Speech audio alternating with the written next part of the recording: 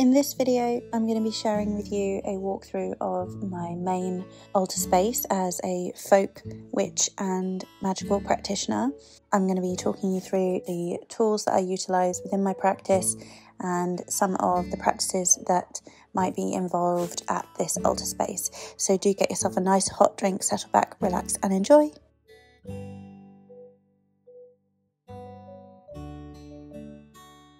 Hi everyone, welcome to my channel. Thank you so much for joining me for today's video. I may have already posted it, I may not have already posted it, but I am sharing a video from here explaining a little bit about what's going on in my life. But for today, I want to do a little introduction to a video that I've been wanting to film for ages.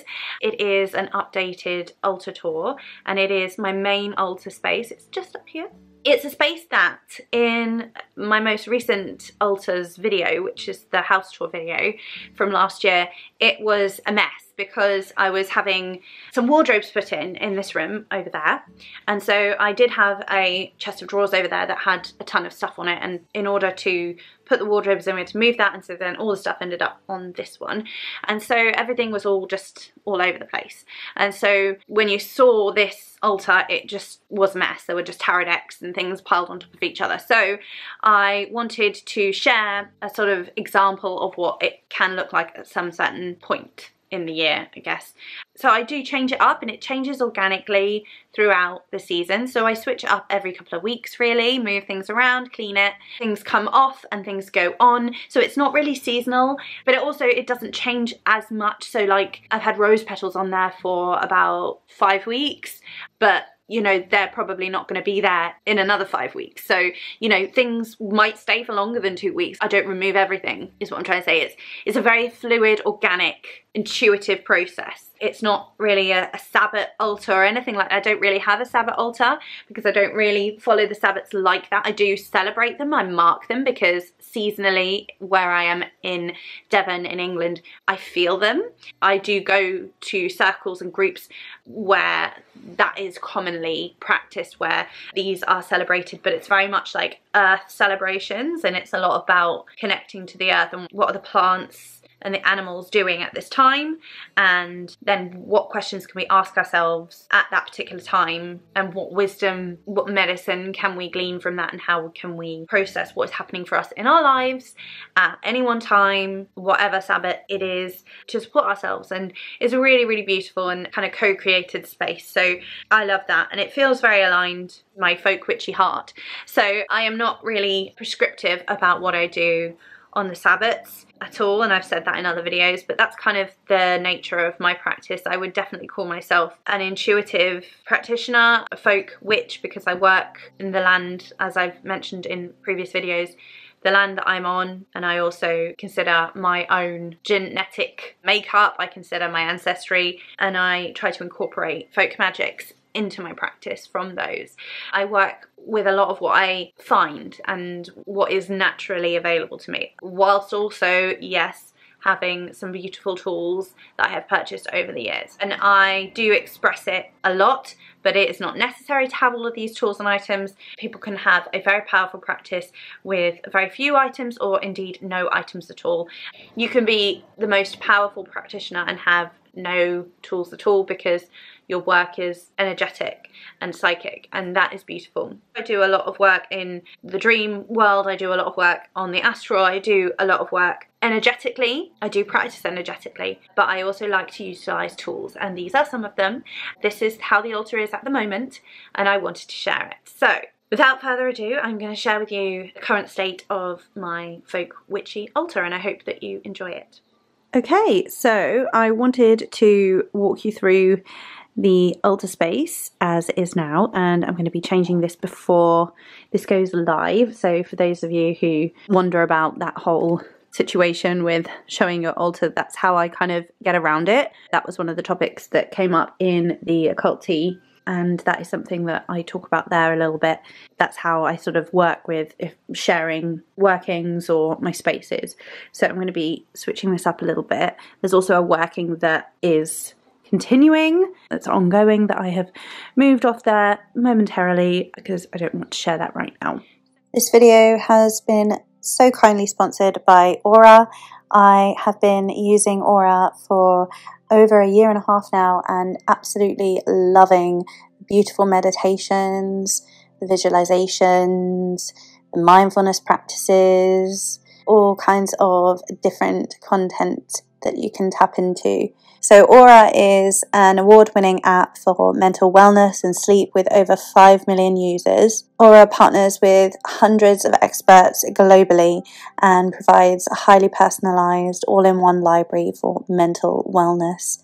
So with Aura, you have access to thousands upon thousands of meditations and stories, cognitive behavioral therapy, life coaching, podcasts, soundscapes, visualizations, vibrational music, and so much more. I absolutely love Aura for supporting with sleep, prayer, for coaching and hypnosis, breath work, for different music, podcasts. There's also some psychic development courses and practices as well on the app, and just some beautiful magical meditations to tap into. So whether you're a beginner, an intermediate, or a veteran when it comes to mindfulness practices, breath work, or meditation, there is something for you on Aura, and there is so much to discover and explore. Click the link below in my description box for a free trial and 25% off your membership of the Aura app. And the reason I'm choosing to show this space to you now is because when I shared my altar video from last year, in that video I show a tour of different areas of my home, including like altar spaces and parts of bookshelves and things like that, but it's very broad, and this space was actually in complete chaos at that point. So if you've seen that video, or if you haven't, I'll link it below, you can go see it. You'll see that this particular altar was a complete mess. There was just tarot decks piled on top of tarot decks, and everything from another shelf that used to reside over to the left was on top of all of my stuff. So I had to give everything a good old cleanse. It also does shift around. I keep some things the same on my altar space, but I do shift them around from time to time, and so the space is always evolving. Sometimes it's more cluttered, like at the moment with the rose petals, and other times it is less cluttered. But yeah, it very much depends. I create and evolve my altars in a very kind of intuitive, organic way. So yeah, this is genuinely what it looks like from day to day at the moment. And so yeah, when I filmed that video at the end of last year, everything was quite wintry as well, but also we were fitting a wardrobe in this room, and so there was quite a lot of chaos. So I thought it would be really, really nice to share what a kind of working altar space looks like. And obviously some of these things would be moved naturally anyway, like this tarot reading that is out here for now because it is something that is being spoken to at the moment in my life, and it's kind of important for me, so it's out for a few days. I also usually keep my oils in the bathroom. Actually, I do actually have some up here, and then I have a cabinet in a bedside cupboard that I keep more in, and then in the witchy room I have like a ton of other supplies in drawers that you will have seen in that video as well. So there's lots of different things in different places, but the oils and such that I regularly use are in the bathroom, on that shelf, or here, or in this cupboard down here, because I do a lot of workings in this space. I know some people don't like to use their bedrooms for this kind of thing, but I do. You do you. That's just my prerogative. And then in the witchy space, the witchy room rather, I do use that as well. I've really spread out and you know, this is like, there's a lot of stuff, right? I know. And I think that we can all on the internet get caught up with stuff.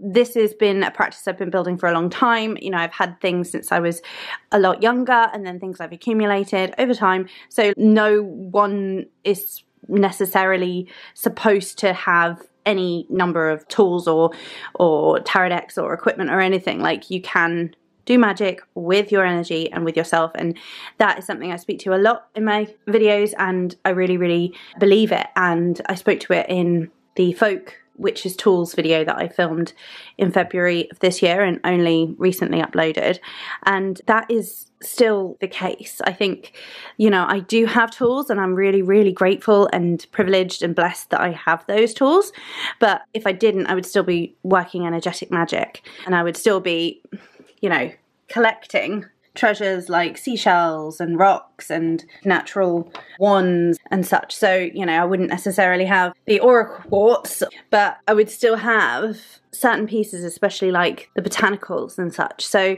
and the pine cones, I often have those around for protection. In some other folk witch videos, I've talked about decking my house out with different foraged items, and hanging herbs and strewing herbs is something that I do regularly in my practice. So that makes a lot of sense for me. So there's a horseshoe at the top there. That is a fairly new purchase. I would like to start working more with horseshoes practically in my magic. I do have a horseshoe in the house at the front door that I used a folk charm to imbue, and then like had a little ritual to hang it up, and that was lovely. But I wanted to start utilizing a horseshoe more in actual spells as well, and so I've recently picked that up. I have this Beauty Begins the Moment You Decide to Be Yourself because it's kind of a reminder that I need all the time.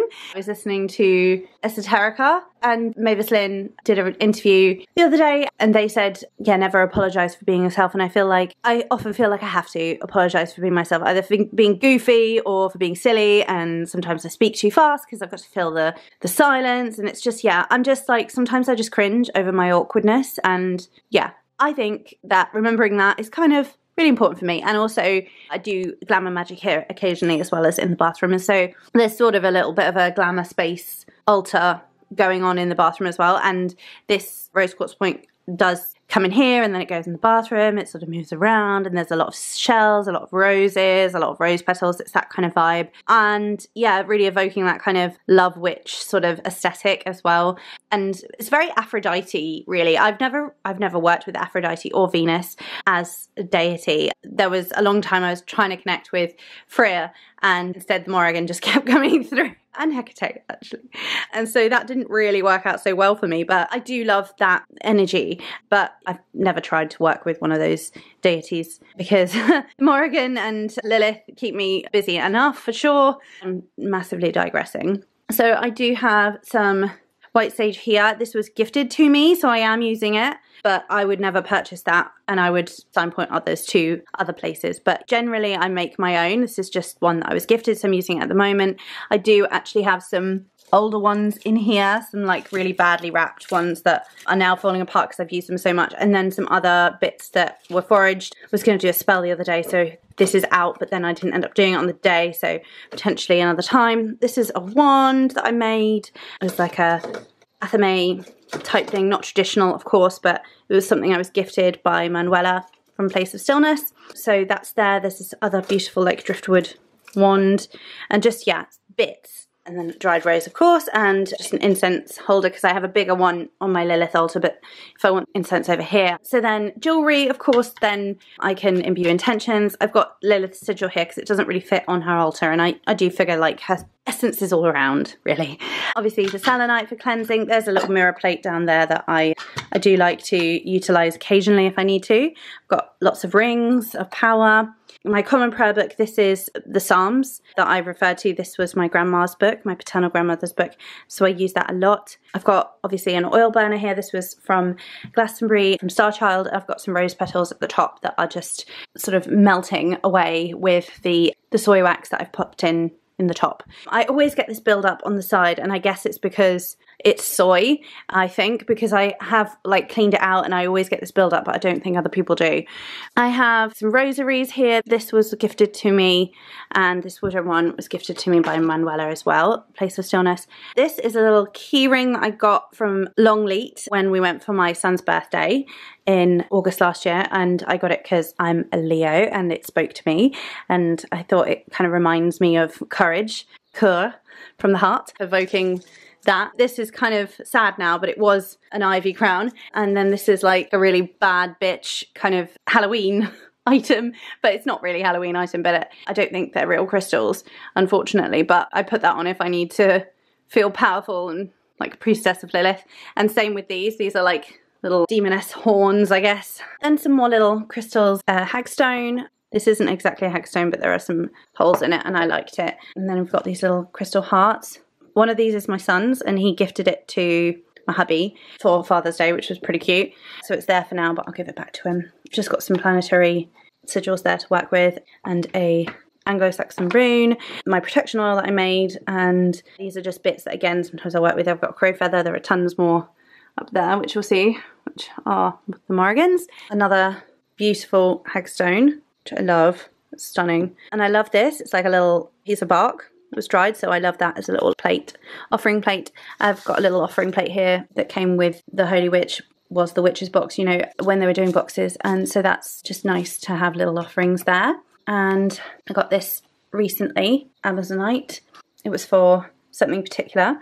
And then my obsidian sphere for scrying. Then I've got St. Michael, and I've been working on something specific with St. Michael, Archangel Michael, for a little bit. So I found this card in my local esoteric shop, so I picked it up because I thought it was really nice. I've got some candles here as well. I've got a particular bracelet that is there since working with a group of like-minded souls in Circle. And I've got some candles here. They're those lovely beeswax or soy ones. Another Anglo-Saxon rune.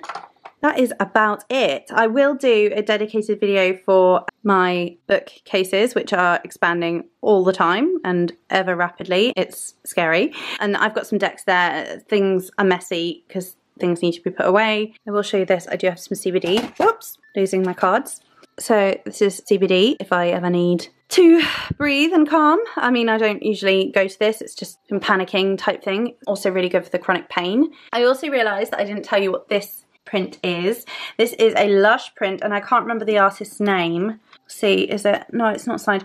I'll see if I can link the shop. It's like this beautiful coffee shop. It was obviously a privately owned coffee shop that is in Burley, which is home of a coven of witches in the New Forest. We were visiting some friends in Southampton and my friend knows what I do and she's all excited about it and she's like, Emily, we have to go to Burley. So we went and took the kids were really badly behaved actually, and the hubbies kind of just wandered around, but it was really, really fun visiting the witchy shops there. And then this was like a coffee shop. This was actually the only thing that I got from Burley. I didn't buy anything else. And this was months ago. This was last year in the autumn. I just fell in love with this print. They had like other moon prints as well, but I'll try to link the shop below if you ever go to Burley, which is the home of Sybil Leek, if I didn't say it before.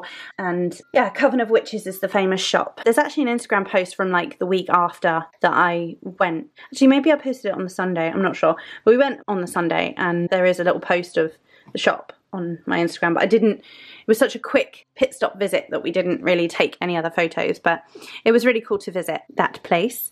So yeah, I think that's about it. If you have any questions about anything, please let me know. Obviously, be kind and polite, please. I've recently had a couple of trolling comments and I don't appreciate them, especially because I'm very thoughtful and considerate about people's feelings and, you know, always aim to do my best and try to do better. And I'm putting videos out there for free. And so if someone's gonna come here and consume the content, that's great, but please don't leave a snarky, rude comment about me in my comments below, because that's really, really unkind. You know, I think kindness is king. That's the thing I just always go back to, and love, love, love, love, more love, because it's like you have no idea what your comment is doing to someone.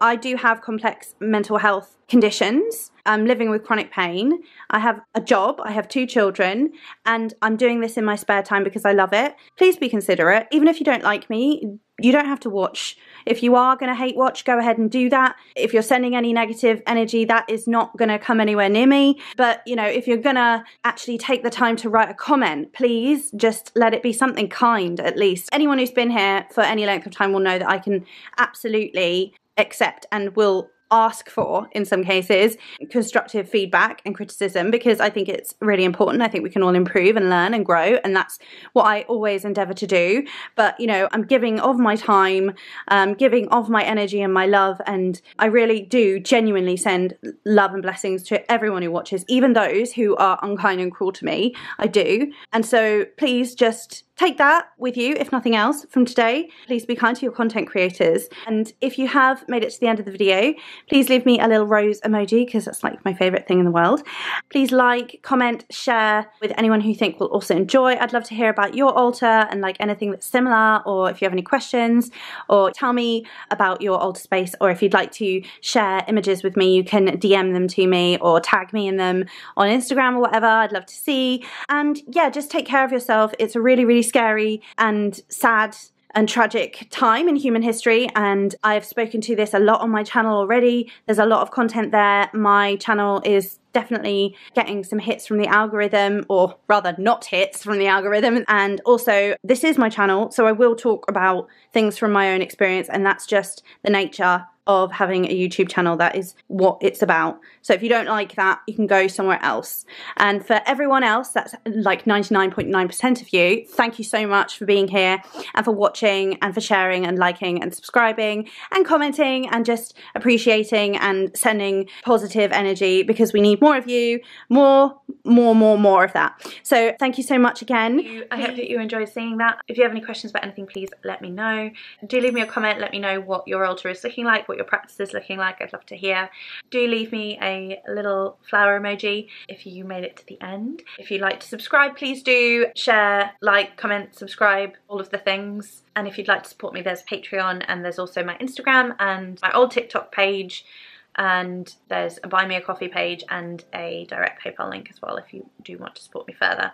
So thank you again so much for joining me. I hope that you stay well and safe, and I look forward to seeing you again in another video soon. Take care. Many blessings.